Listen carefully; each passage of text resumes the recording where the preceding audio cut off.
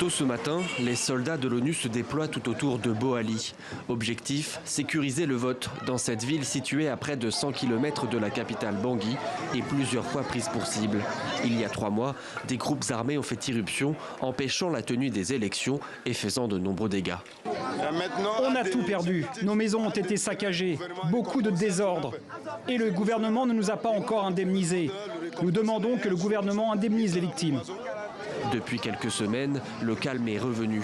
Ce matin, les habitants font la queue. Ils peuvent enfin voter. Le maire de la ville se veut rassurant. Dieu merci, la paix est revenue et puis les gens se sont vengés pour voter aujourd'hui. Parce que l'autre jour, ils n'ont pas voté et puis ils étaient un peu mécontents. Le 27 décembre, moins d'un électeur sur 3 en Centrafrique avait pu glisser son bulletin dans l'urne. Alors à Boali, comme dans de nombreuses autres villes de région, on vote aujourd'hui pour le premier tour des législatives. Mais à d'autres endroits, notamment dans la capitale Bangui, c'est déjà le second tour.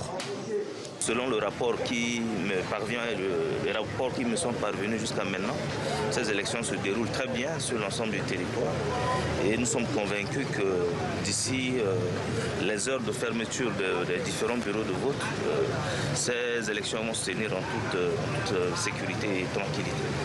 Des élections qui devraient profiter au parti au pouvoir du président Faustin Archange Touadéra.